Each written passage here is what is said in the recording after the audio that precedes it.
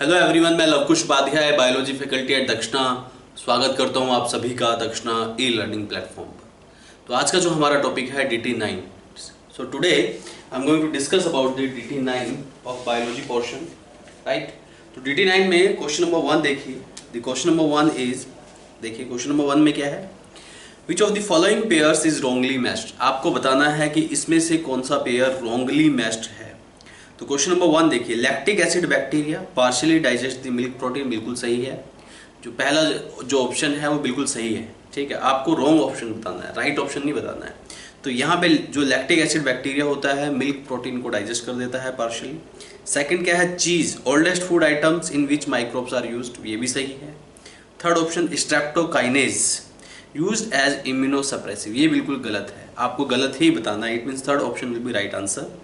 तो यहाँ पे जो स्ट्रेप्टोकाइनेज होता है ये इम्यूनोसप्रेसिव नहीं होता है, ये क्लोट बूस्टर होता है। Is that clear to all of you? यानी कि क्लोट बस्टर भी आप इसको बोल सकते हैं। तो clot buster in case of myocardial infection. तो मायोकार्डियल इन्फेक्शन एक डिजीज़ है जिसमें कि क्लोट, ब्लड वेसल्स में क्लोट बन जाते हैं। तो क्लोट बूस्टर का काम करता है स्ट्रेप्टोकाइनेज, ये एक एंजाइम है, ठीक है।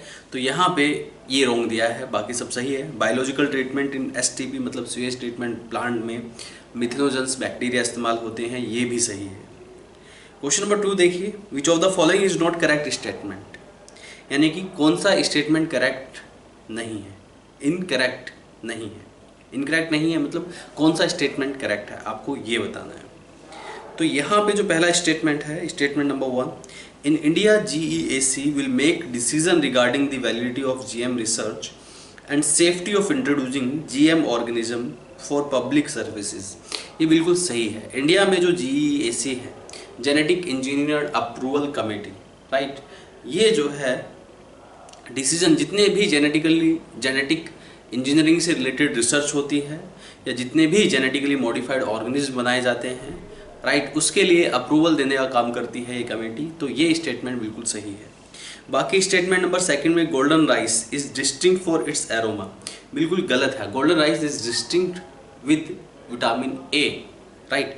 तो विटामिन ए रिच कंटेंट्स होते हैं इसमें, राइट। तो ये गलत स्टेटमेंट है। थर्ड स्टेटमेंट जो है ये भी गलत है। फोर्थ स्टेटमेंट भी गलत है, ठीक है। तो यहाँ पे पहला स्टेटमेंट ही सही है, ठीक। क्वेश्चन नंबर 3 देखिए, select the correct match, insertional inactivation, right, differentiate recombinant from non recombinant, ये बिल्कुल सही स्टेटमेंट है। इंसर्शनल इनएक्टिवेशन से क्या होता है, if you introduce any foreign gene, right, अगर आप किसी भी प्लाज्मिड या किसी भी क्लोनिंग वेक्टर में फॉरेन जीन इंट्रोड्यूस करते हो और क्लोनिंग वेक्टर के उस जीन की साइड पे इंट्रोड्यूस करते हो, राइट, किसी पर्टिकुलर जीन की साइड पे इंट्रोड्यूस करते हैं, जैसे कि एंटीबायोटिक रेजिस्टेंस जीन की साइड पे आप इंट्रोड्यूस करते हो, तो उस केस में एग्जैक्टली क्या होगा, उस केस में वो जीन जो है इनएक्टिव हो जाएगा। इसको इंसर्शनल इनएक्टिवेशन कहते हैं, ठीक है। यानी कि ये स्टेटमेंट बिल्कुल सही है। बाकी के स्टेटमेंट आप पढ़िएगा, राइट, ये बाकी जितने भी rest of the statements are wrong, right. Question number 4 देखिए, which of the following restriction enzymes produces blunt ends, जो ब्लंट एंड्स प्रोड्यूस करता है। यहाँ पे 4 ऑप्शन दिए हैं आपको। पहला ऑप्शन हाइंड थर्ड, दूसरा ऑप्शन ईको R1, तीसरा option Haemophilus aegyptius, fourth option Bam H1, ठीक है, बैम 1।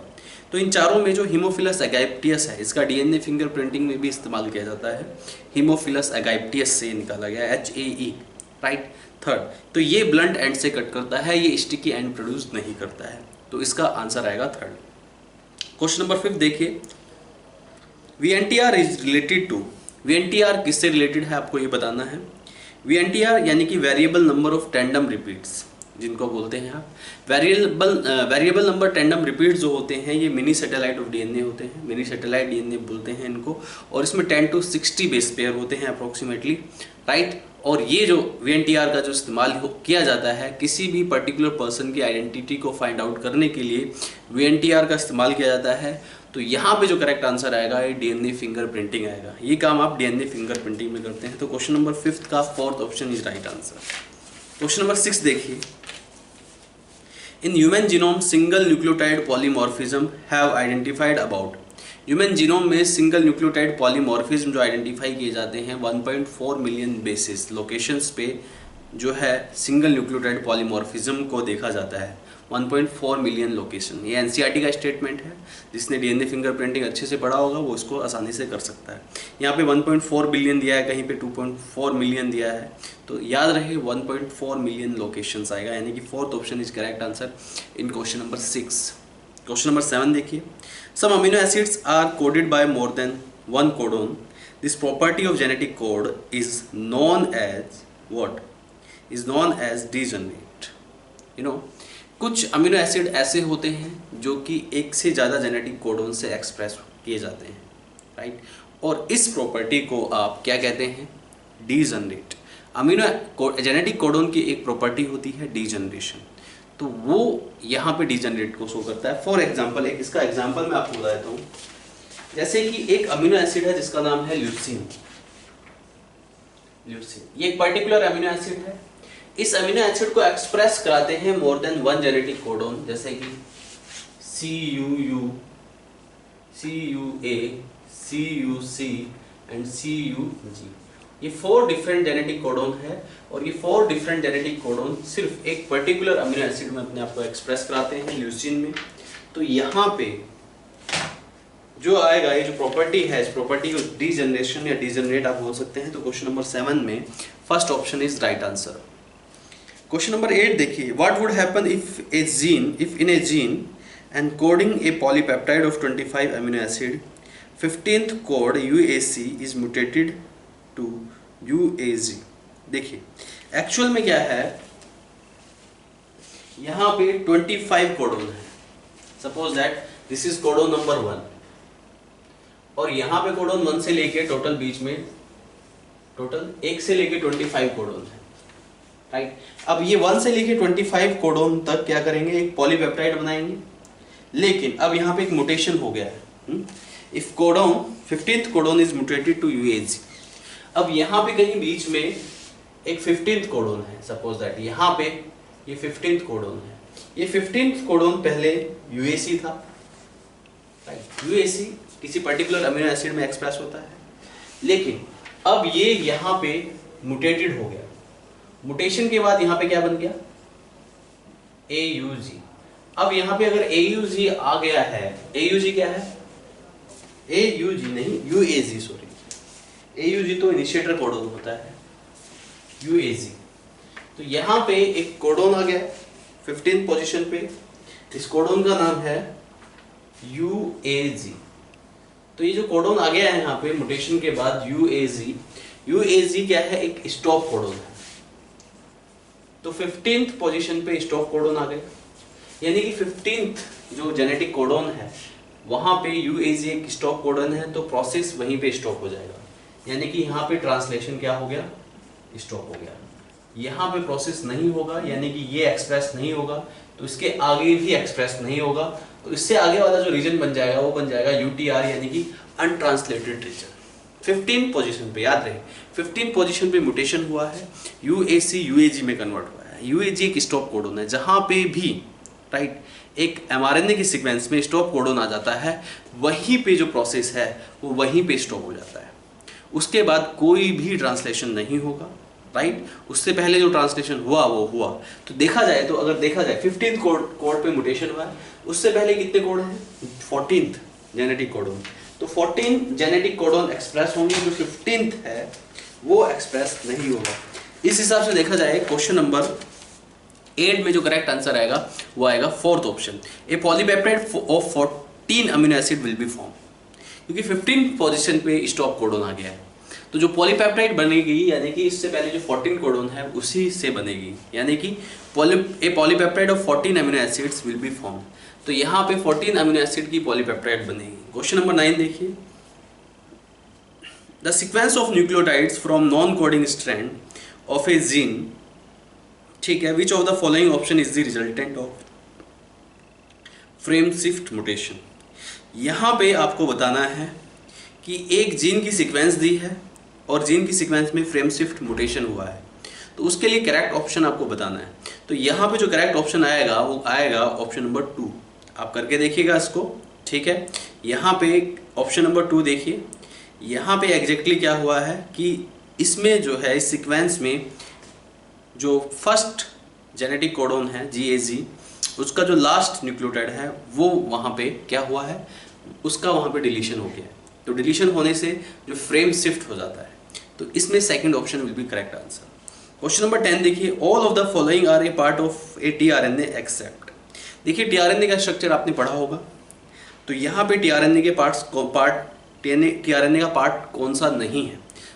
ये 4 ऑप्शन दिए हैं, चारों के चारों में से 3 जो है वो tRNA के पार्ट हैं, एक नहीं है। तो पहला ऑप्शन जो है codon is not a part of tRNA, anticodon is the part of tRNA। बाकी anticodon, DHU arm, T-Cy arm, ये tRNA के पार्ट है। तो first option will be right answer, codon is not part of tRNA। ठीक है, तो question number 10 का first is right answer. Question number 11 देखिए, 11 में ये एक सीक्वेंस दी है, is a sequence from the templating strand of a gene, what will be the corresponding sequence of the transcribed mRNA। ठीक है, तो ट्रांसक्राइब्ड mRNA की सीक्वेंस आपको बतानी है यहाँ पे। ठीक, और यहाँ पे आपको ये एक जीन की सीक्वेंस दी है, तो यानी कि यहाँ पे आपको कोडिंग स्ट्रैंड निकालना है। तो कोडिंग स्ट्रैंड में क्या आएगा, ठीक है, देखिए प्लीज, क्वेश्चन नंबर 11 है ये, क्वेश्चन नंबर 11। सीक्वेंस क्या दी है यहाँ पे, TACCTC ATAGCG। ये जो है सीक्वेंस है टेम्पलेट स्ट्रैंड की, ये टेम्पलेट स्ट्रैंड है। टेम्पलेट स्ट्रैंड के एंटी पैरेलल होता है कोडिंग स्ट्रैंड।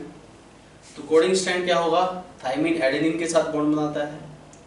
ठीक है, ये थाइमिन आएगा, साइटोसिन ग्वानिन के साथ बनाता है।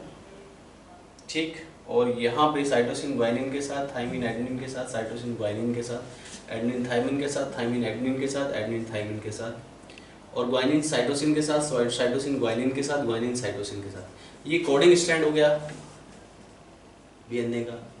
और ये जो कोडिंग स्ट्रैंड है, कोडिंग स्ट्रैंड के रिजेंबल होती है mRNA की सीक्वेंस।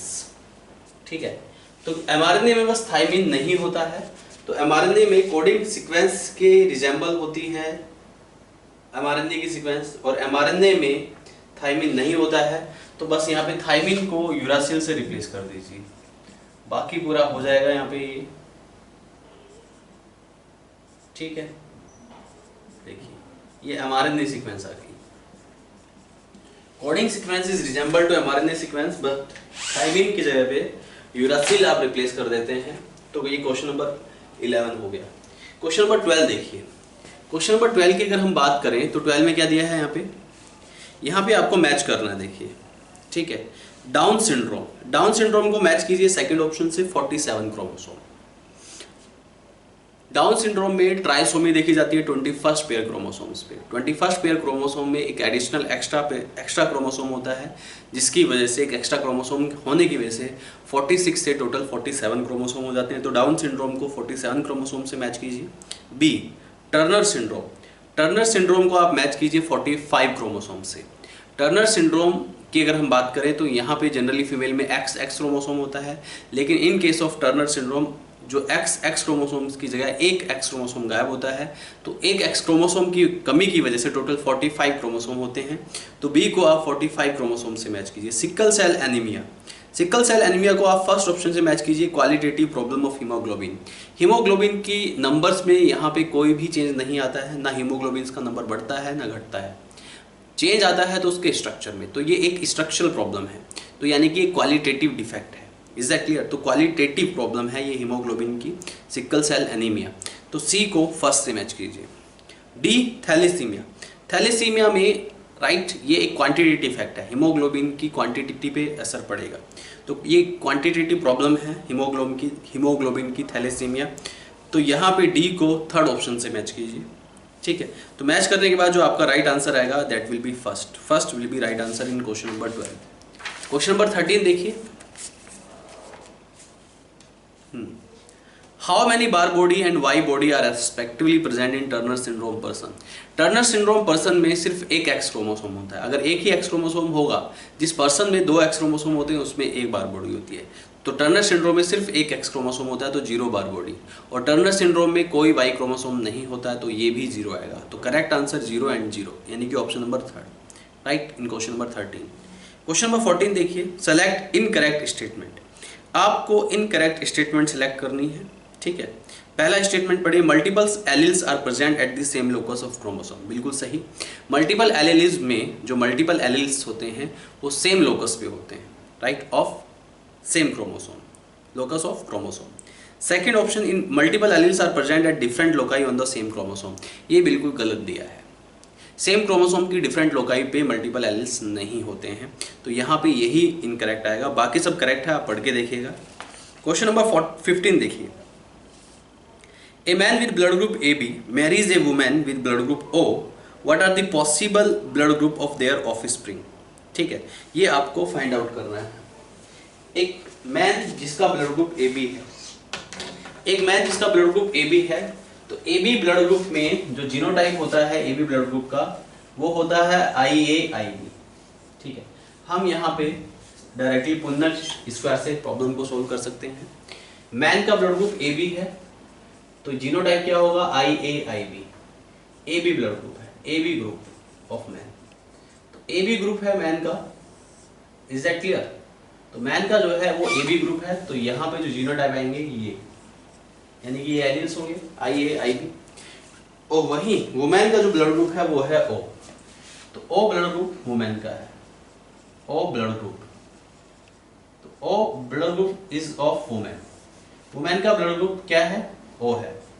तो इसके जो पॉसिबल जीनोटाइप आएंगे स्मॉल आई, क्योंकि ये पूरी तरीके से रिसेसिव होता है, स्मॉल आई।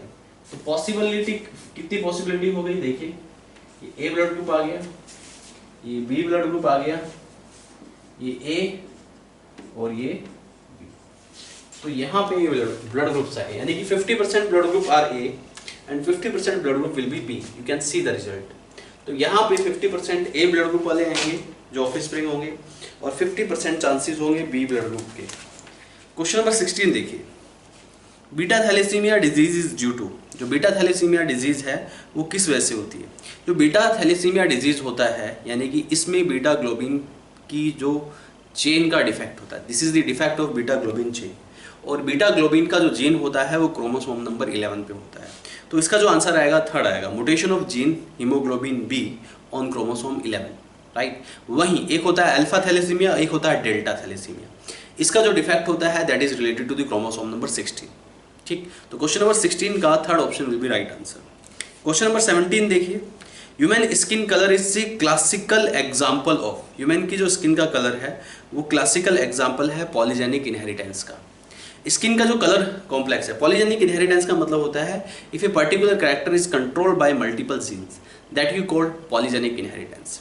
अगर एक particular character multiple genes control करते हैं उसे आप पॉलीजेनिक इनहेरिटेंस कहते हैं। Human skin colour, human intelligence, IQ जिसको आप बोलते हैं, इंटेलिजेंस क्वेश्चन, ह्यूमन हाइट, ये सब पॉलीजेनिक इनहेरिटेंस का एग्जांपल है। यहाँ पे नंबर ऑफ मल्टीपल जीन्स, यानी मल्टीपल जीन्स एक पर्टिकुलर कैरेक्टर को कंट्रोल करते हैं। अगर हम स्किन कलर की बात करें तो there are approximately 6 different genes control the skin colour, right. और जो स्किन कलर का जो कॉम्प्लेक्शन है that depends on the number of dominant allele. जितने ज़्यादा नंबर ऑफ डोमिनेंट एलील होंगे उतना कलर कॉम्प्लेक्शन ज़्यादा डार्क होगा, जितने रिसेसिव होंगे उतना कलर कॉम्प्लेक्शन ज़्यादा ब्राइट होगा। इसको पॉलीजेनिक इनहेरिटेंस को आप इसलिए क्वांटिटेटिव इनहेरिटेंस भी कह सकते हैं। तो यहाँ पे क्वेश्चन नंबर 17 में first option will be right answer.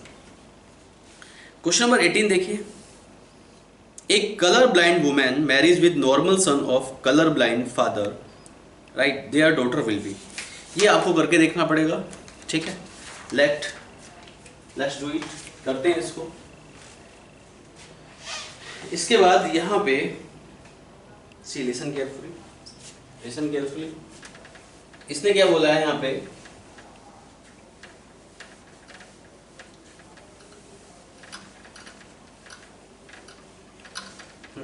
Please ध्यान दीजिए।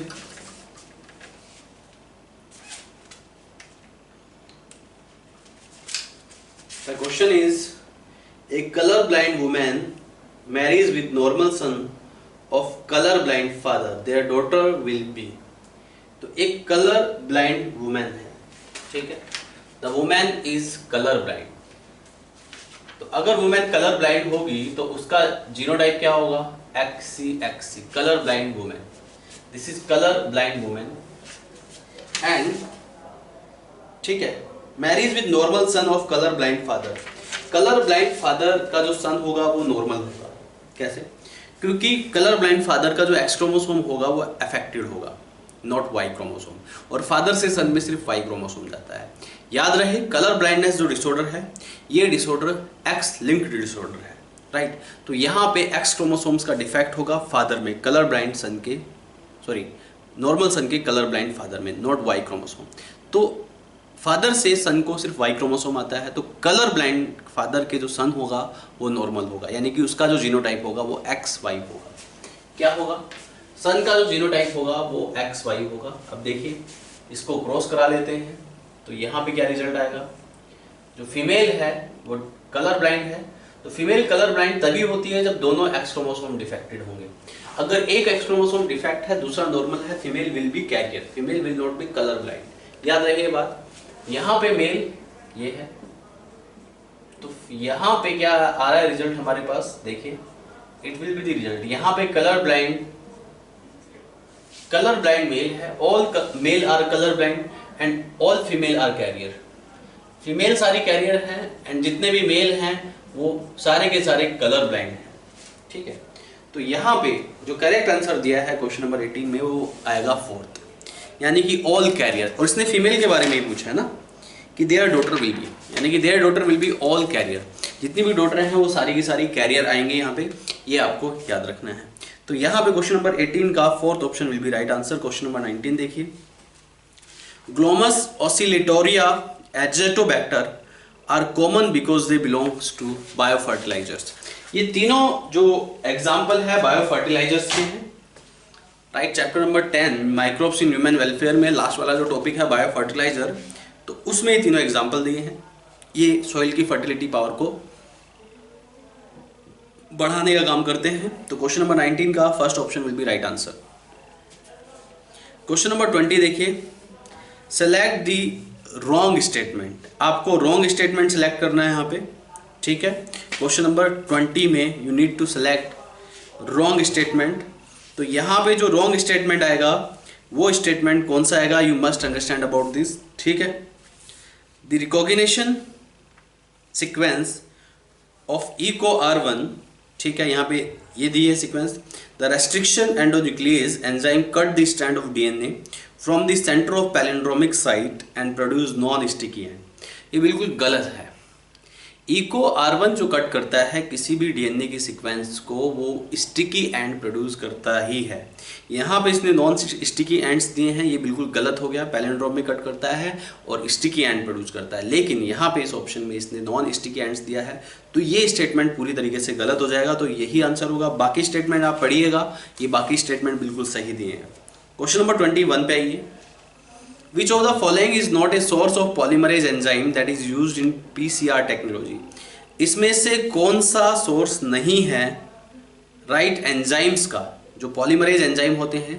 जनरली हम PCR टेक्निक परफॉर्म करते हैं, polymerase chain reaction.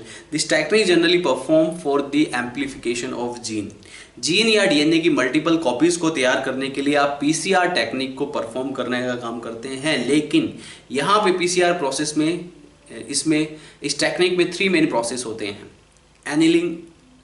Denaturation, annealing and extension. Extension में यहाँ पे DNA पॉलीमरेज की रिक्वायरमेंट होती है, लेकिन हम ह्यूमन DNA पॉलीमरेज को इस्तेमाल नहीं कर सकते हैं क्योंकि वो इतना थर्मोस्टेबल नहीं होता है। ये प्रोसेस एक हाई टेम्परेचर पे टेक प्लेस करता है।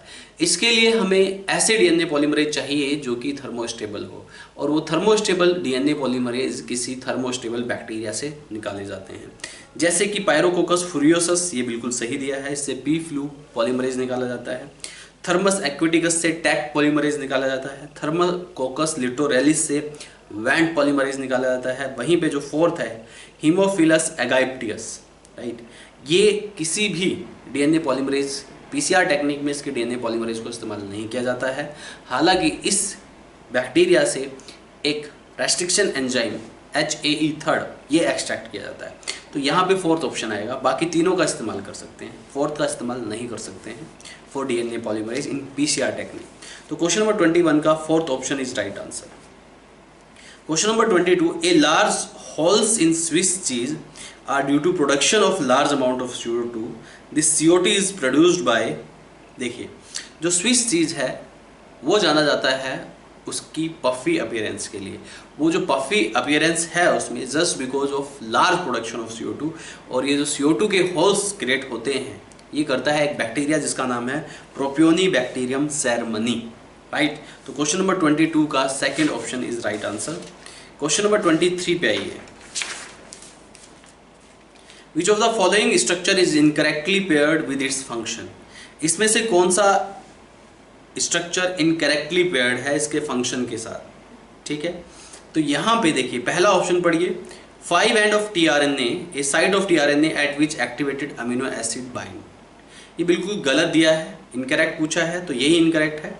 5 एंड ऑफ tRNA से नहीं बाइंड होता, 3 एंड ऑफ tRNA से बाइंड होता है, राइट। तो ये गलत हो गया है। बाकी तीनों statement UTR, promoter, HN, RNA cap ये बिल्कुल सही दिया है। तो क्वेश्चन नंबर 23 का first option will be right answer. Question number 24 देखिए, the unequivocal proof that DNA is the genetic material came from the experiments of Hershey and Chase, right. तो इसमें आएगा आंसर बैक्टीरियोफेज, ठीक है। तो यहाँ पे इस एक्सपेरिमेंट को परफॉर्म करने के लिए यहाँ पे जो इस्तेमाल किया गया वो बैक्टीरियोफेज, एक वायरस का इस्तेमाल किया गया। Is that clear to all of you, समझ आया। तो यहाँ पे बैक्टीरियोफेज आंसर आएगा। तो क्वेश्चन नंबर 24 का third answer is correct. Question number 25 पे आइए, यहाँ पे एक सीक्वेंस दी है आपको, is a sequence of that transcribed mRNA in E coli, what is the sequence of coding strand. As I already told you before, ये क्वेश्चन आपको खुद से करना है। आपको क्या बताना है इसमें, आपको कोडिंग स्ट्रैंड बताना है पर्टिकुलर जीन का। कोडिंग स्ट्रैंड mRNA की सीक्वेंस की बिल्कुल सेम होता है, बस आपको क्या करना है, यूरासिल की जगह पे थाइमिन को रिप्लेस कर देना है, क्योंकि कोडिंग स्ट्रैंड पूछा है। कभी कभी ये कोडिंग स्ट्रैंड देता है, mRNA की सीक्वेंस पूछ लेता है, तो कोडिंग स्ट्रैंड में mRNA की सीक्वेंस अगर आप निकालनी होती है तो थाइमिन की जगह यूरासिल रिप्लेस कर दीजिए। अभी यहाँ पे mRNA की सीक्वेंस दी है तो यहाँ पे आप इस यूरासिल की जगह सिर्फ थाइमिन रिप्लेस करेंगे तो आपका आंसर आ जाएगा, यानी कि fourth option will be right answer in question number 25। Question number 26 देखिए, which of the following features belong to double helix structure of BDNA। देखिए यहाँ पे काफ़ी सारे 4 ऑप्शन दिए हैं। पैरेलल पोलैरिटी बिल्कुल गलत दिया है, बी कॉम्प्लीमेंट्री ये बिल्कुल सही दिया है, लेफ्ट हैंडेड कोइलिंग नहीं होता, राइट हैंडेड होता है, प्यूरिन के बराबर होता है बिल्कुल गलत, एडेनिन यूरासिल के बराबर होता है ये भी गलत। तो यहाँ पे सिर्फ एक ही सही दिया है जो कि BDNA के स्ट्रक्चर से मैच करता है, दैट इज ओनली बी, यानी कॉम्प्लीमेंटरी। तो जो कॉम्प्लीमेंट्री है वो इससे मैच करता है। क्वेश्चन नंबर 26 का B option is right. Question number 27, study the given pedigree carefully, identify the type of inheritance of character. तो यहाँ पे आपको ये पेडिग्री चार्ट दिया है और आपको बताना है इस पेडिग्री को देख के कि यहाँ पे ये कौन सा डिसऑर्डर होगा। तो ये होगा यहाँ पे ऑटोसोमल रिसेसिव डिसऑर्डर, क्योंकि यहाँ पे जनरेशन स्किप कर रही है। तो जहाँ पे जनरेशन स्किप करती है, राइट, वहाँ पे ऑटोसोमल रिसेसिव डिसऑर्डर आएगा। देखिए पेरेंट्स में नहीं है लेकिन यंग वंस में है, ऑफस्प्रिंग में है। तो एक जगह जनरेशन स्किप होगी, इट मीन्स व्हाट, ये ऑटोसोमल रिसेसिव डिसऑर्डर है। ये मैंने आपको पॉइंट्स पेडिग्री एनालिसिस से रिलेटेड बताए थे। तो क्वेश्चन नंबर 27 का जो आंसर आएगा वो आएगा third option will be correct answer of question number 27। इसके बाद क्वेश्चन नंबर 28 पे आइए, which of the following disease is not related to blood of human. इसमें से कौन सी डिजीज ह्यूमन के ब्लड से रिलेटेड नहीं है, आपको ये बताना है। देखो haemophilia is related to blood, इस यहाँ पे ब्लड क्लॉटिंग फैक्टर की कमी होती है। Phenyl ketonuria is not related to the blood, ठीक है, ये एक जेनेटिकल डिसऑर्डर है। इसमें क्या होता है, ये जो फिनाइल एलेनिन है वो जनरली टायरोसिन में कन्वर्ट होता है, but in this case this phenyl alanine convert into the phenyl pyruvate. तो ये एक डिसऑर्डर है, but this is not the disorder, this is metabolic disorder, but this is not the disorder of blood. तो यहाँ पे question number 28 में second option आएगा सही answer. Sickle cell anaemia, thalassaemia, third and fourth option ये भी blood related disorder है। तो second phenyl ketonuria is not blood related disorder, यानी कि यहाँ पे क्वेश्चन नंबर 28 में second option will be right answer. Question number 29 देखिए, succession in water body leads to formation of mesophytic vegetation. अब चाहे वो सक्सेशन एक्वेटिक बॉडी में हो, चाहे वो सक्सेशन आपका किसी बेयर एरिया, किसी डेजर्ट एरिया में हो, तो चाहे वो ड्राई कंडीशन में हो, चाहे वो एक्वेटिक कंडीशन में हो, हाइड्रार्क कंडीशन में हो, तो हाइड्रार्क सक्सेशन भी और जिरार्क सक्सेशन भी, दोनों सक्सेशन जो है लीड्स टू मैजिक कंडीशन। यानी कि मैजिक कंडीशन का मतलब क्या हुआ, मीजोफाइटिक वेजिटेशन। तो क्वेश्चन नंबर 29 का first option will be correct answer. Question number 30 देखिए, find out the correct match from the following table. आपको फॉलोइंग टेबल से करेक्ट मैच फाइंड आउट करना है। तो यहाँ पे आपका जो करेक्ट मैच आएगा, फर्स्ट इज रॉन्ग। फर्स्ट में क्या दिया है, in situ conservation botanical garden, बिल्कुल गलत। Botanical garden is ex situ conservation, यहीं पे गलत हो गया ये। Second option ex situ conservation zoological parks, और यहाँ पे क्रिटिकल एंडेंजर्ड स्पीसीज को रखा जाता है, ये बिल्कुल सही है। थर्ड नैरोली यूटिलिटेरियन पॉलिनेशन, ये बिल्कुल गलत है, पॉलिनेशन इज ब्रॉडली यूटिलिटेरियन। तो second option is only correct here, right, in question number, ठीक है, क्वेश्चन नंबर 30 में। तो यहाँ पे third option will be right answer, second only. Question number 31 देखिए, 31 में आपको यहाँ पे फिल इन द ब्लैंक्स भरने हैं। देखिए, इसलिए आपको अपने दिमाग से का इस्तेमाल करना है, यहाँ पे थोड़ा सा माइंड का इस्तेमाल कीजिएगा। देखिए, इसमें ए जो है उसमें आएगा स्नेक, माउस को फीड करता है स्नेक, वेजिटेशन सीड।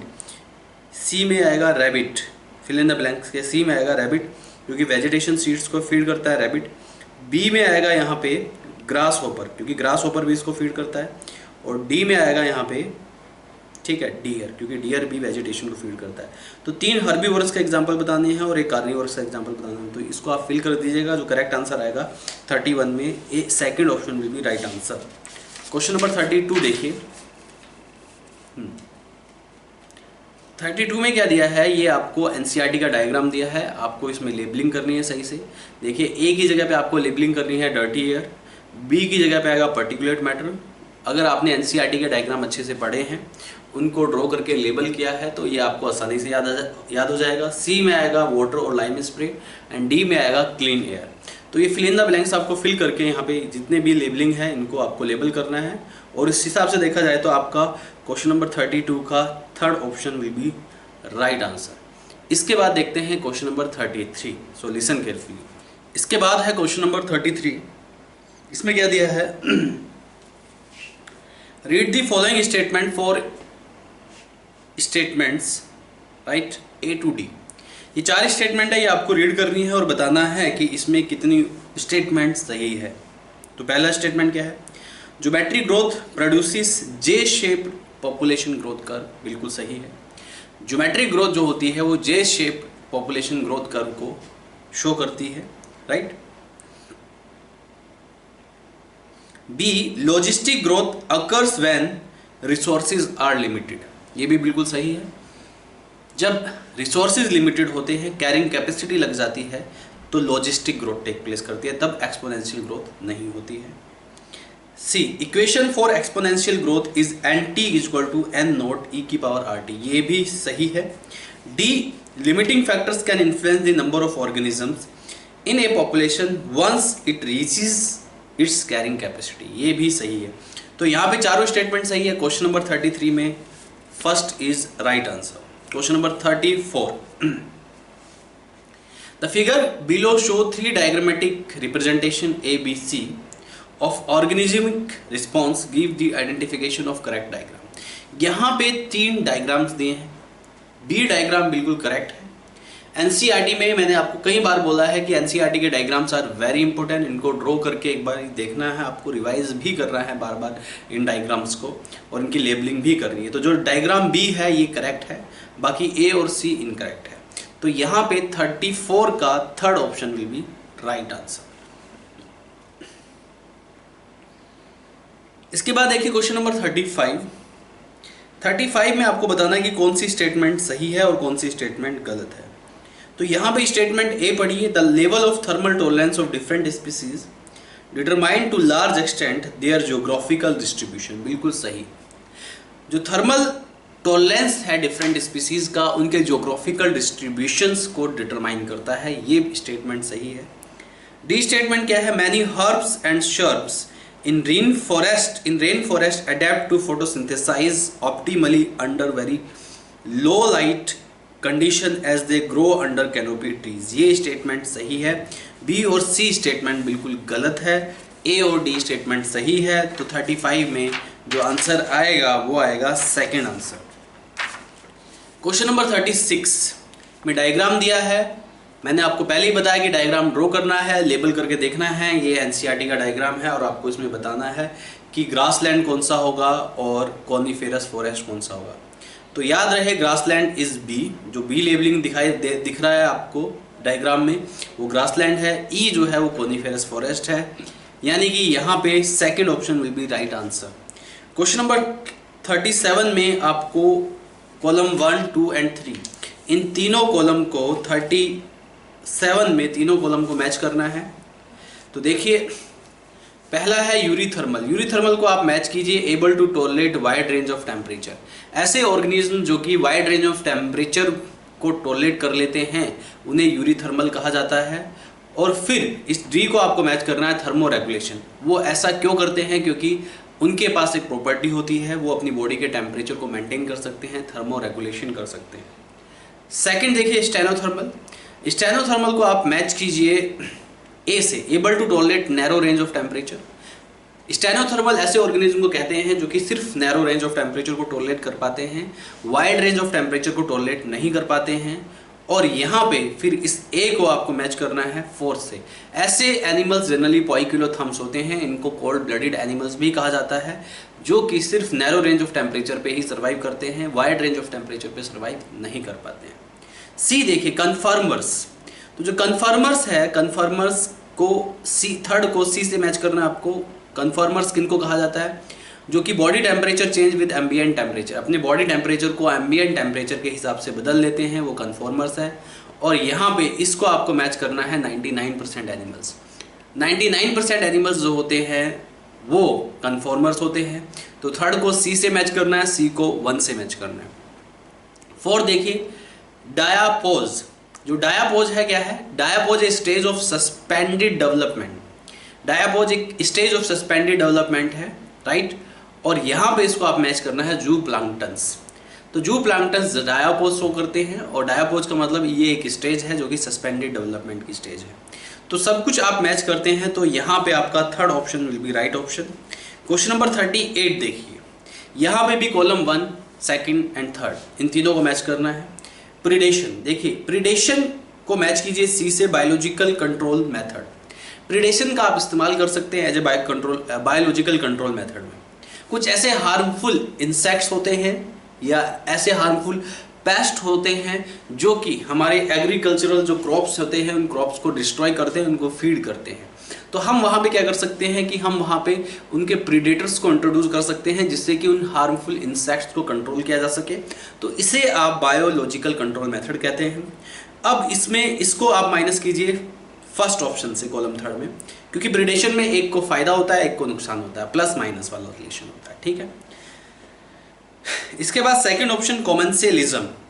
कॉमन्सेलिज्म को आप मैच कीजिए डी से, सी anemone and clown fish. C anemone को, कॉमन्सेलिज्म का मतलब क्या होता है? एक स्पीसीज को कोई फायदा होता है ना कोई नुकसान होता है, यानी कि वो न्यूट्रल होती है, राइट।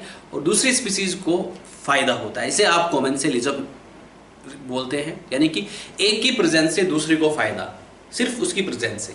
लेकिन जो पहली जो स्पीसीज है, राइट, उसको दूसरी स्पीसीज से कोई फायदा नहीं होता, ना ही कोई नुकसान होता है।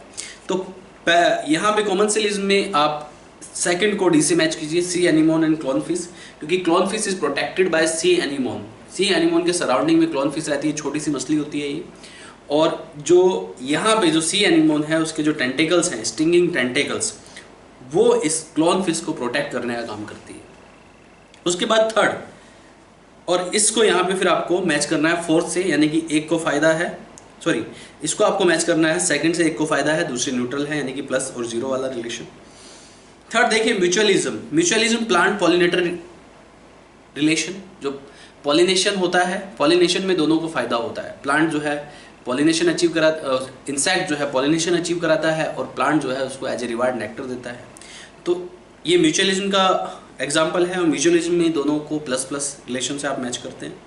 यानी कि यहाँ पे म्यूचुअलिज्म को ए से मैच कीजिए और ए को फोर्थ, ए को मैच करना है फिर आपको थर्ड से। पैरासिटिज्म का एग्जाम्पल यहाँ पे कुको एंड क्रो दिया है। तो कुको एंड क्रो, ये दोनों, कुको एंड क्रो, इनके बीच में ब्रूड पैरासिटिज्म होता है, जो कुक्को होती है वो क्रो के एग्स को उसके नेस्ट से बाहर निकाल देती है और वहाँ पे अपने एग्स को रख देती है, उससे उसका फ़ायदा होता है। Right, is that clear to all of you? तो यहाँ पे बी को आप 4 से मैच करेंगे, तो क्वेश्चन नंबर 38 का third option will be right answer. Question number 39 देखिए, which of the following option give the correct categorisation of 6 organism. यहाँ पे 6 ऑर्गेनिज्म दिए हैं, उनकी आपको करेक्ट कैटेगरी बतानी है according to type of consumer, A B C they give out. तो यहाँ पे थर्ड ऑप्शन करेक्ट आएगा, A primary consumer grass hopper and cow. Primary consumer होते हैं, दोनों हर्बीवोरस है। B secondary consumer fishes and wolf, सही है। C tertiary consumer man and lion, ये सही है। तो यहाँ पे थर्ड ऑप्शन इज करेक्ट, बाकी ऑप्शन इनकरेक्ट है। क्वेश्चन नंबर 40 देखिए, 40 में आपको एक ऑप्शन चूज करना है जो करेक्ट है। देखिए, ए को इवोल्यूशन एंडोपैरासाइट एंड होस्ट, को इवोल्यूशन हो सकता है, सही है। Mutualism relation of plants and blue green algae, mutualism को शो करती है, ये भी सही है। Sexual deceit shown by Opuntia plant, बिल्कुल गलत है। ऑफ्राइस जो होता है वो शो करता है इसको, orchid plant and ophrys, right. D Connell's elegant field experiment competition, बिल्कुल सही है। जो कॉनल्स एलिजेंट फील्ड एक्सपेरिमेंट का एक एग्जांपल एनसीईआरटी में दिया है, स्कॉटलैंड का जो रॉकी कोस्टल एरिया है वहाँ पे बर्नैकल बैलेनस एंड बर्नैकल कैथामेलस, ये 2 स्पीसीज पाई जाती है। बैलेनस जो होता है वो डोमिनेटेड एंड सुपीरियर होता है, इसलिए कैथामेलस वहाँ से एक्सक्लूड आउट हो जाता है। ये गोज एक्सक्लूसिव प्रिंसिपल को फॉलो करता है कि अगर 2 स्पीसीज एक साथ सर्वाइव करती हैं, दोनों में से जो सुपीरियर होगी वो एग्जिस्ट करेगी और जो इन्फीरियर होगी उसका एक्सक्लूजन हो जाएगा। तो ये उसका एग्जाम्पल है। तो यहाँ पे बस एक ही गलत दिया है, सी, बाकी A B D are correct, यानी कि A B D are correct, यानी कि fourth option will be right answer in this question. Question number 41 पे आइए। The reason for prickly pear cactus to spread in Australia is brought by, ठीक है। जो prickly pear cactus है Australia में काफ़ी वाइड लेवल पे स्प्रेड हो गया, right.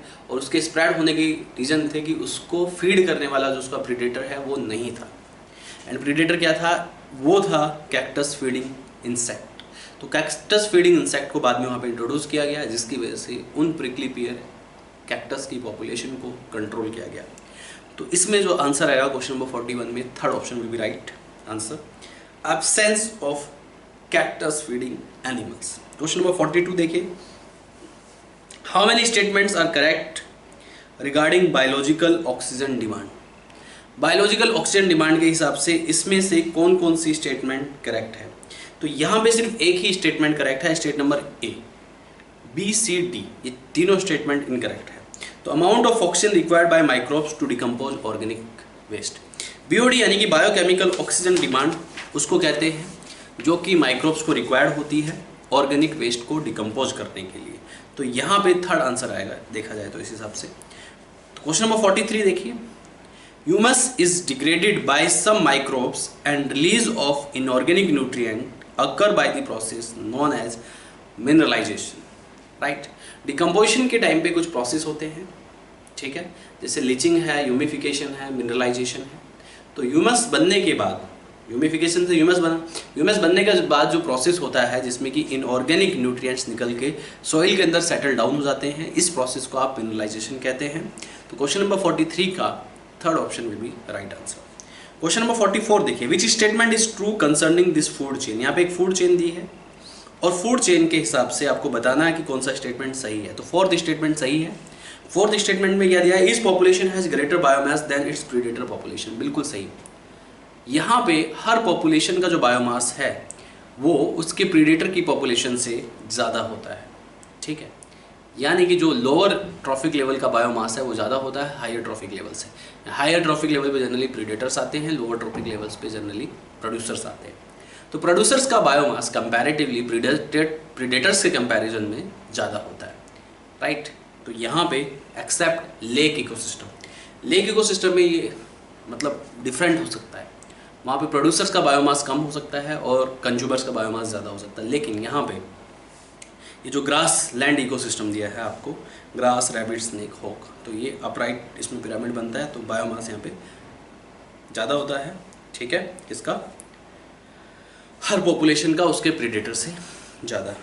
Question number 45, African catfish which illegal introduce for aquaculture purpose is posing a threat to the indigenous catfishes. एक अफ्रीकन कैटफिश है जो कि posing the threat on the indigenous catfish, उसको generally aquaculture के लिए introduce किया गया है इंडियंस रिवर में, लेकिन उसका ये हार्मफुल इफेक्ट है कि वो इंडियन जो कैटफिश है उसके एक्सटिंक्शन के लिए रिस्पॉन्सिबल है। तो एलियन स्पीसीज इन्वेशन में आता है ये।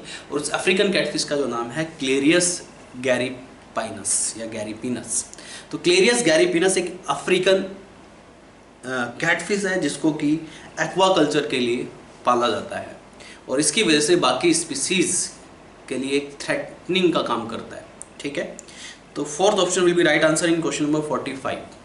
क्वेश्चन नंबर 46 देखिए, regions with very high level of species richness and high degree of endemism are called hot spots.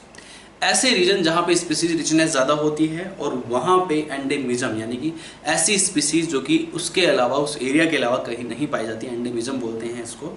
ठीक है, ऐसे रीजन को आप हॉट स्पॉट्स कहते हैं। तो यहाँ पे क्वेश्चन नंबर 46 का third option is right answer. Question number 47 देखिए, 47 में एक रिएक्शन दी है, इसमें NO2, pen and O3 reaction का जो प्रोडक्ट है, इन तीनों से इन रिएक्शन का जो प्रोडक्ट है उसमें nitrogen oxide, PAN and O3 in the presence of UV and light. तो ये जो इन तीनों से मिलके एक स्मोक बनता है जिसको आप कहते हैं फोटोकेमिकल स्मोक और लॉस एंजेलिस स्मोक। तो यहाँ पे जो आंसर आएगा क्वेश्चन नंबर 47 में second option will be right answer. Question number 48, ये पिरामिड दिया है फाइटोप्लैंक, इसमें पिरामिड बताना है किसका है ये। तो ये पिरामिड जो है pyramid of biomass in lake. यहाँ पे जो प्रोड्यूसर्स हैं, producer herbivorous and carnivorous, PHC। Producers के जो बायोमास होता है हर्बीवोरस के कंपैरिजन में कम होता है और कार्निवोरस का भी कम होता है हर्बीवोरस के कंपैरिजन में। तो ये हर्बीवोरस ज़्यादा पाए जाते हैं लेक में, right.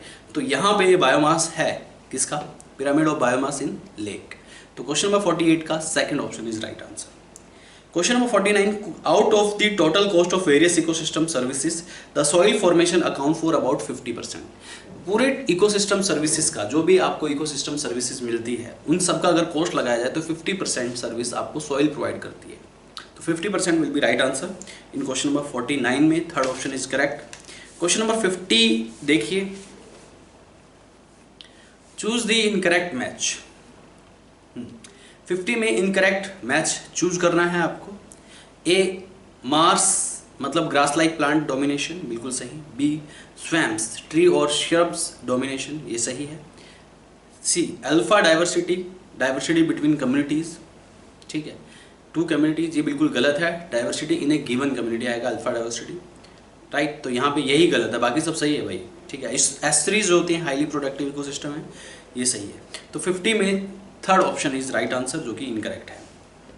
Question number 51, favourable morphological and physiological responses to changes in environment is called acclimatisation. ये बिल्कुल सही है कि मॉर्फोलॉजिकल जो फेवरेबल मॉर्फोलॉजिकल और फिजियोलॉजिकल रिस्पॉन्स प्रोड्यूस करते हैं organism according to the change environment, that you called acclimatisation. तो क्वेश्चन नंबर 51 का fourth option will be right answer. Question number 52 देखिए, इन एरिया और season of less solar radiations smog formation is incomplete and the air is refer to as grey air, ठीक है। You know, lesser solar radiation की वजह से जो smog formation जो है वो इनकम्प्लीट होता है, उस एयर को आप ग्रे एयर कहते हैं। क्वेश्चन नंबर 52 का second option is right answer. Question number 53 देखिए, which type of productivity of producers can be used by other trophic level, that will B NPP। NPP is equal to GPP minus R, right? Plant जो भी what ever they produce that you called growth primary productivity, उसमें से वो कुछ respiration में consume कर लेते हैं, उसको अगर माइनस कर दिया जाए तो NPP नेट प्राइमरी प्रोडक्टिविटी बचती है and that will be for consumers not for producers. तो NPP will be right answer. Question number 53 का second option is right answer. Question number 54, role of Leydig cells of testis synthesis of androgen, बिल्कुल सही। इसमें आपको incorrect match देखना है। Spermiogenesis, spermatid से sperm बनते हैं, बिल्कुल सही। At the end of 6 month of pregnancy first movement of foetus, ये बिल्कुल रॉन्ग स्टेटमेंट है। एनसीईआरटी जिसने अच्छे से पढ़ी होगी, पार्चुरेशन का ये टॉपिक है, ठीक है, सॉरी गैस्ट्रेशन का ये टॉपिक है। फर्स्ट जो मूवमेंट होती है फीटस में during 5th month of pregnancy, not at the end of 6th month of pregnancy, ये बिल्कुल गलत स्टेटमेंट है, तो यही सही आंसर होगा। बाकी 4th ऑप्शन भी सही दिया है, barrier method of birth control, ठीक है, diaphragm, cervical cap and condom, ये बैरियर मेथड है। तो 3rd is right answer in question number 54। इसके बाद देखिए question number 55, find out the correct match. 55 में आपको करेक्ट मैच फाइंड आउट करने हैं, ठीक है। पहला है primary sex organ in female, ovary and uterus, ठीक है, ये बिल्कुल गलत है। Primary sex organ is ovary not uterus. Male accessory gland, seminal vesicle, prostate gland, bulbourethral gland, ये सही है, लेकिन बर्थोलिन ग्लैंड इज रॉन्ग, तो ये भी गलत हो गया। Mons pubis, it is a question of fatty tissue covered by skin and pubic hair in female, ये बिल्कुल सही है। तो ये क्वेश्चन ऑफ फैटी टिश्यू है जो कि स्किन एंड प्यूबिक हेयर से कवर होता है, तो this is right. Question number 4, LNG-20 oral contraceptive pills, बिल्कुल गलत है। LNG-20 is hormone releasing IUDs, intrauterine device, this is not pill, तो ये गलत है। तो यहाँ पे एक ही सही है, थर्ड ऑप्शन इज करेक्ट, यानी कि यही आंसर आएगा क्वेश्चन नंबर 55 में, 3rd is right answer. Question number 56 देखिए, trophoblast are the cells which are not involve in the formation of. Trophoblast जो है वो सेल्स है जो कि इन्वॉल्व नहीं होते किसकी फॉर्मेशन में। देखिए trophoblast almost foetal part of placenta में भी इन्वॉल्व होती है, कोरियोनिक वेलाई को बनाने में भी इन्वॉल्व होती है, जितनी भी एक्स्ट्रा एम्ब्रियोनिक मेम्ब्रेन है उनको बनाने में भी इन्वॉल्व होती है। बस एक्टोडर्म, मेसोडर्म, एंडोडर्म में इसका कोई रोल नहीं है। ये एम्ब्रियोनिक डिस्क से बनती है, एपिब्लास्ट से ओरिजिनेट होती है, ये मैंने आपको गैस्ट्रुलेशन प्रोसेस में पढ़ाया है। तो यहाँ पे क्वेश्चन नंबर 56 का 4th option will be right answer, सिर्फ इसमें इन्वॉल्व नहीं होती है। क्वेश्चन नंबर 57 पे आइए, consider the following hormones, GnRH, LH, FSH, oestrogen, progesterone, ये हार्मोन दिए हैं और आपको बताना है कि how many hormones are maintain at high level during hormonal method of birth control. देखिए hormonal method of birth control में high level of oestrogen and progesterone का इस्तेमाल किया जाता है, ना कि GnRH, LH एंड FSH, इन सब का इस्तेमाल नहीं किया जाता है। We use oestrogen and progesterone in the form of oral pills, and वो जो ओरल पिल्स हैं यानी कि जो बर्थ कंट्रोल मेथड है, और भी इम्प्लांट्स या इंजेक्टेबल डिवाइसेस में भी इनका इस्तेमाल किया जाता है। एस्ट्रोजन का हाई लेवल और प्रोजेस्टेरोन का हाई लेवल जो है बर्थ को कंट्रोल करता है, बर्थ कंट्रोल मेथड में आता है। तो सिर्फ एस्ट्रोजन एंड प्रोजेस्टेरोन यानी कि 2 विल बी राइट आंसर, यानी कि 4th option is right answer. Question number 58 देखिए, read the following statements related to menstrual cycle, और आपको बताना है कि इसमें कितने स्टेटमेंट करेक्ट है। तो पहला स्टेटमेंट पढ़िए, in human females menstruation is repeated at an average interval of about 28 to 29 days, बिल्कुल सही। menstrual cycle ह्यूमन बीइंग में ऑन एन एवरेज 28 या 29 डेज की होती है। Second, the cycle starts with the secretary phase, ये गलत है। साइकिल हमेशा मेंसिस फेज से स्टार्ट होती है या मेंस्ट्रुएशन फेज से स्टार्ट होती है। Third, LH and FSH attain a peak level in middle of cycle, ये बिल्कुल सही है। LH और FSH मिडल ऑफ साइकिल में पीक लेवल पे जाता है, यानी कि third statement is right. Fourth statement, it is A reproductive cycle of all female mammals, बिल्कुल गलत है। It is A reproductive cycle of all female primates, right. हालांकि प्राइमेट्स भी मैमल है, लेकिन सभी मैमल्स में मेंस्ट्रुअल साइकिल नहीं होती है। क्वेश्चन नंबर 58 में सिर्फ 2 ही स्टेटमेंट सही है, तो 3rd option will be right answer.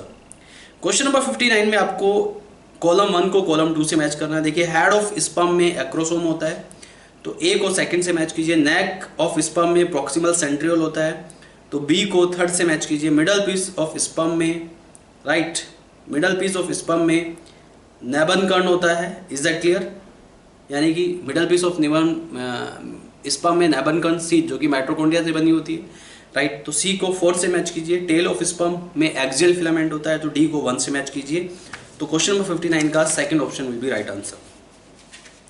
Question number 60 देखिए, where is the second polar body forms during oogenesis in human.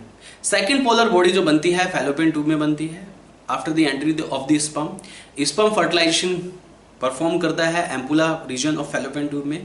Fallopian tube में जब फर्टिलाइजेशन होता है at the time of entry of sperm, right, वहाँ पे सेकंड पोलर बॉडी रिलीज हो जाती है। Is that clear? तो क्वेश्चन नंबर 60 का second option will be right answer. Question number 61 देखिए, पोमैटो इज फॉर्म्ड बाय, जो पोमैटो है वो कौन फॉर्म करता है? Pomato is formed by the fusion of protoplast of tomato and potato. ये सोमैटिक हाइब्रिडाइजेशन का क्वेश्चन है, राइट। तो second option right will be right answer. Fusion of protoplast of potato and tomato के protoplast के fusion से pomato नाम की species variety develop होती है। तो क्वेश्चन नंबर 61 का जो आंसर आएगा that will B second answer. Question number 62 पे आइए।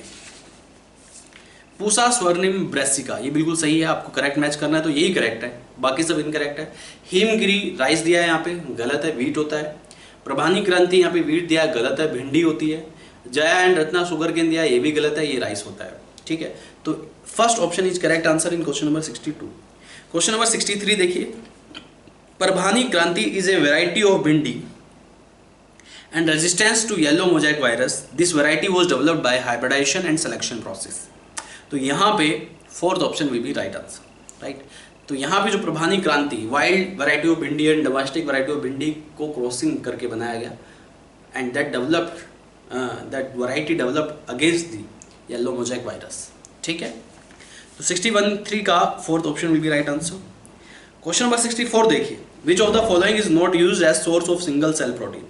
इसमें से कौन सा सिंगल सेल प्रोटीन के सोर्स की तरह आप इस्तेमाल नहीं करते हैं? तो स्पाइरुलिना को एससीपी में इस्तेमाल किया जाता है, क्लोरेला को भी इस्तेमाल करते हैं, ईस्ट को भी इस्तेमाल करते हैं, एग्रोबैक्टीरियम को इस्तेमाल नहीं करते हैं। तो fourth will be right option in question number 64। Question number 65 देखिए, which of the following variety of wheat has been used as donor for improving protein content in cultivated wheat.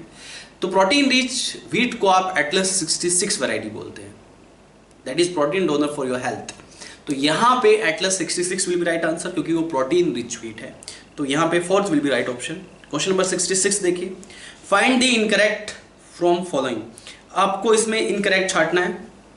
देखिए first, third and fourth statement बिल्कुल correct है। Second statement देखिए, pollination by birds that you called ornithophily and ants that you called myrmecophily by ants, ठीक है, respectively. यहाँ पे देखिए ये उल्टा दिया हुआ है, यहाँ पे सेकंड स्टेटमेंट आप पढ़िए, उल्टा दिया है, ठीक है। तो सेकंड विल बी इनकरेक्ट। तो यहाँ पे क्वेश्चन नंबर 66 में second will be right answer. Question number 67 देखिए, 67 में क्या दिया है, wind pollination is also called anemophily, बिल्कुल सही। विच character is not correct for this type of pollination. यहाँ पे 4 कैरेक्टर दिए हैं, इन चारों कैरेक्टर में से कौन सा विंड पॉलिनेशन से मैच नहीं करता है, आपको ये बताने हैं। देखिए सेकंड, थर्ड, फोर्थ ये तीनों ही मैच करते हैं विंड पॉलिनेशन से।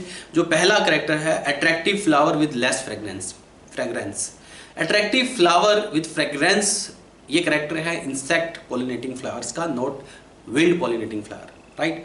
ये नेक्टर लेस होते हैं, फ्रेग्रेंस लेस होते हैं और अट्रैक्टिव नहीं होते हैं, ऐसे फ्लावर जो कि विंड पॉलिनेशन शो करते हैं। तो first option will be right answer. ये इनकरेक्ट स्टेटमेंट है किसके लिए? This is the incorrect statement for wind pollinating flowers. तो यहाँ पे क्वेश्चन नंबर 67 का first will be right option. Question number 68, following characters can be regarded as contrivances for cross pollination but which one of them is not correct in this respect.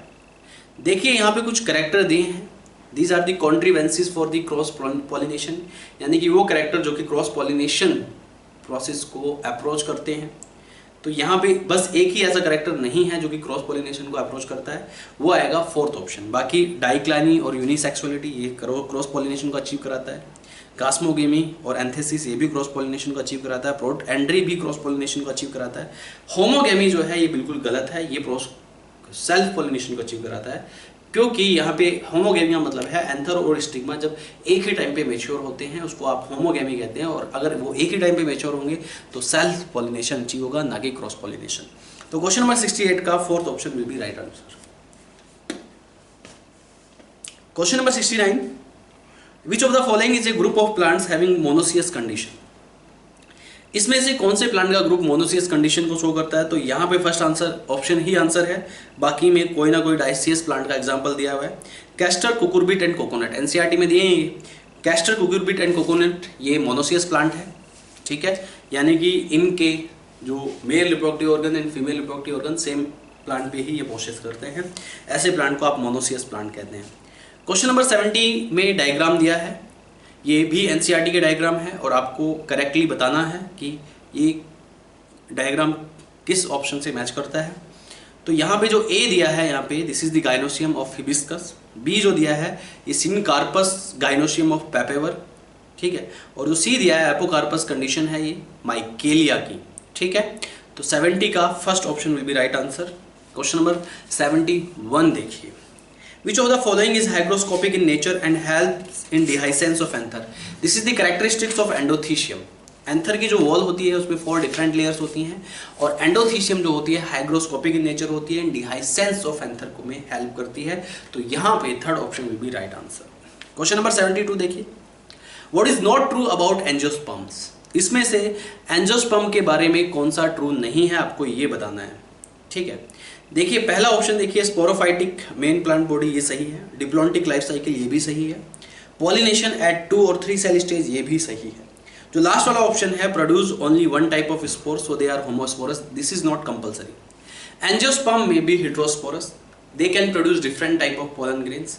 तो fourth option is wrong, तो यही answer हुआ in question number 72 में, fourth will be right answer. Question number 73 देखिए, nicotine stimulates adrenal gland to release adrenaline and B noradrenaline and which increase blood pressure? Nicotine adrenal gland को stimulate करता है जिससे कि एड्रेनल ग्लैंड से right adrenaline and NOR adrenaline release होता है और ये दोनों ही हार्मोन ब्लड प्रेशर को बढ़ाने का काम करते हैं। तो क्वेश्चन नंबर 73 का third is right answer. Question number 74 देखिए, which of the following is not correctly match? इसमें से करेक्टली मैच कौन सा नहीं है, आपको ये बताना है। तो पहला देखिए, हीरोइन सेडेटिव है, बिल्कुल सही है। मैरिजुआना हेलिसिनोजन है, ये भी सही है। एम्फेटामाइन ये स्टिमुलेंट है, ये भी सही है। एलएसडी कैनाबिनॉइड्स, ये बिल्कुल गलत है। एलएसडी एंड कैनाबिनॉइड्स दो अलग अलग ड्रग्स हैं। एलएसडी और कैनाबिनॉइड्स दोनों ही अलग अलग ड्रग्स हैं और ये दोनों ही, एलएसडी जो होता है वो हेलिसिनोजन होता है, इवन कैनाबिनॉइड्स भी हेलिसिनोजन होता है, बट यहाँ पे एलएसडी कैनाबिनॉइड नहीं है। तो fourth will be wrong answer. तो यहाँ पे इनकरेक्ट जो होगा, इसने बोला कि नॉट करेक्टली मैच, तो करेक्टली मैच कौन सा नहीं हो रहा है, फोर्थ नहीं हो रहा है। तो क्वेश्चन नंबर 74 में fourth will be right answer. Question number 75 देखिए, the body is able to differentiate self and non self. Rejection of non self organs can be prevented by, देखिए rejection of non self organ can be prevent by immunosuppressant chemicals. Immunosuppressant chemical cyclosporin या cortisol जैसे hormones दिए जाते हैं organ transplantation के time पे, जिससे कि ऑर्गन के रिजेक्शन को रोका जा सके, राइट, उनके उस ऑर्गन ट्रांसप्लांटेशन के फेलियर को रोका जा सके। तो क्वेश्चन नंबर 75 का fourth will be right answer. Question number 76, match these pathogen with the correct disease, ठीक है। तो यहाँ पे आपको करेक्ट डिजीज के साथ इनको मैच करना है। देखिए वुकरेरिया मलाई, इसकी वजह से एलिफेंटेसिस होता है और एलिफेंटेसिस का सिम्टम है क्रॉनिक इन्फ्लेमेशन ऑफ ऑर्गन, तो ए को सेकंड से मैच कर लीजिए। ट्रेपोनेमा पैलिडम, इसकी वजह से एक बीमारी होती है सेक्सुअली ट्रांसमिटेड डिजीज, एसटीडी जिसको आप बोलते हैं, दैट इज सिफिलिस, सिफिलिस होगा, तो इसको आप फोर्थ से मैच कीजिए। सी राइनो वायरस की वजह से कॉमन कोल्ड होता है, तो 1 से मैच कीजिए। हेपेटाइटिस बी वायरस की वजह से हेपेटिक कैर्सिनोमा की प्रॉब्लम हो सकती है, तो डी को आपको थर्ड से मैच करना है। तो यहाँ पे क्वेश्चन नंबर 76 का थर्ड ऑप्शन में भी राइट आंसर। क्वेश्चन नंबर 77 देखिए, cells of malignant tumours are invading and damaging the surrounding normal tissue, the most fair property of malignant tumour is metastasis. Malignant tumour की property होती है वो spread करता है, right, एक ऑर्गन को affect करने के बाद उसका जो एडजेसेंट ऑर्गन होता है उसको भी वो अफेक्ट करता है, इस प्रॉपर्टी को आप मेटास्टेसिस कहते हैं। तो क्वेश्चन नंबर 77 का fourth option will be right answer. इसके बाद देखिए question number 78, listen carefully. Question number 78, find odd one out contaminated food and water borne diseases. इसमें से आपको ऑड वन निकालना है और बताना है कि food and water borne diseases कौन सी नहीं है, ठीक है। तो यहाँ पे आएगा आंसर हेपेटाइटिस बी, एक तरह की एसटीडी है, राइट। बाकी सब food and water borne disease हैं। यहाँ पे सिजेलोसिस एक तरह का डायरिया होता है, ये सही है। एस्कैरिसिस भी सही है, अमीबियासिस भी सही है, लेकिन hepatitis B will be odd one. This is mainly STD disease, right. तो यहाँ पे एंड ब्लड ट्रांसफ्यूजन से इसका ट्रांसमिशन होता है। तो क्वेश्चन नंबर 78 का third option will be right answer. Question number 79 देखिए, which of the following is not an acquired immune cell. देखिए यहाँ पे killer T cells, B lymphocyte cell, T helper cells, ये सब सेल्स है, लेकिन एंटीबॉडी एक सेल्स नहीं होता है, ये एक मॉलिक्यूल होता है। तो यहाँ पे second option will be right answer. Question number 80 देखिए, A is responsible for the disease B in human which infect the large intestine. तो यहाँ पे ए में आएगा Entamoeba histolytica is responsible for the disease amoebiasis, B में आएगा amoebiasis. तो इसको आप मैच कीजिए and third option will be right answer, right. Question number 81 देखिए, which of the following pair is cannabinoids. आपको बताना है कि इसमें से कौन सा पेयर कैनाबिनॉइड ड्रग्स है। तो थर्ड ऑप्शन बिल्कुल सही है, बाकी सब गलत है। मैरिजुआना एंड हसिस ये दोनों कैनाबिनॉइड ड्रग्स में आते हैं। 81 का third option is correct. Question number 82 देखिए, how many fishes are marine in the list given below. इसमें से कितनी फिशेज मैराइन हैं, राइट, आपको ये बताना। देखिए यहाँ पे रोहू को छोड़ के और कैटला को छोड़ के सारी फिशेज जो है मैराइन है। हिल्सा, सैर्डिनस, मैककेरल, पॉम्फ्रेट, सैल्मन, ये पांचों फिशेज मैराइन है। बाकी रोहू और कैटला फ्रेश वाटर फिशेज होती हैं। तो 5 इसमें आंसर आएगा, यानी कि fourth option will be right answer in question number 82। Question number 83 पे आइए, which kind of animal breeding is not correctly matched with its utility, right. आपको इनकरेक्ट मैच देखना है। तो पहला देखिए, to combine character of two different species interspecific hybridisation, बिल्कुल सही। To combine character of two different breeds cross breeding, बिल्कुल सही। To remove inbreeding depression out crossing कराई जाती है, ये भी बिल्कुल सही है। फोर्थ ऑप्शन यहाँ पे क्या है कि to obtain pure lines outbreeding, ठीक है। प्योर लाइंस को ऑब्टेन करने के लिए आप इन ब्रीडिंग कराते हैं, यहाँ पे आउट ब्रीडिंग दिया है, ये बिल्कुल गलत हो जाएगा। तो fourth will be right option in question number 83। Question number 84 देखिए, which ancestor of man probably lived in East African grassland about 2 million years ago, टू माया। तो ये एनसीईआरटी का स्टेटमेंट है, ये बात की गई है ऑस्ट्रेलोपैथिकस। ऑस्ट्रेलोपैथिकस जो था वो एंसेस्टर ऑफ मैन था and probably lived in east Africa grassland right before 2 million years एगो, ठीक है। तो 84 का fourth option will be right answer. Question number 85 देखिए, which of the following example show analogy. इसमें से कौन सा एग्जांपल एनालॉगी को शो करता है, ये आपको बताना है। तो यहाँ पे third will be right option, flippers of penguin and dolphin, ये एनालॉगी को इंडिकेट करते हैं। बाकी जितने भी एग्जाम्पल दिए हैं होमोलॉगी एग्जाम्पल दिए हैं। तो third will be right answer in question number 85। इसके बाद क्वेश्चन नंबर 86 देखिए, correct sequence of era is. तो यहाँ पे एरा की जो करेक्ट सीक्वेंस होगी 86 में, second option will be right answer, Palaeozoic, Mesozoic and Cenozoic. This will be the correct sequence of different era. तो 86 का second option right answer. Question number 87 देखिए, Stanley Miller observe the formation of which compound in his experiment. तो इसका answer आएगा amino acids. Amino acids देखा उन्होंने अपने experiment को परफॉर्म करने के बाद। क्वेश्चन नंबर 88 देखिए, read the following statement A to D, और आपको सही बताना है कि सही स्टेटमेंट कौन सा है। ए स्टेटमेंट पढ़िए, Dryopithecus was more ape like, बिल्कुल सही। The first mammal were like shrew, ये भी सही। Ramapithecus and Dryopithecus were walk like chimpanzee and gorilla, ये भी सही। D population are always stable in size throughout the year, ये बिल्कुल गलत है, अनस्टेबल भी हो सकती है, ठीक है।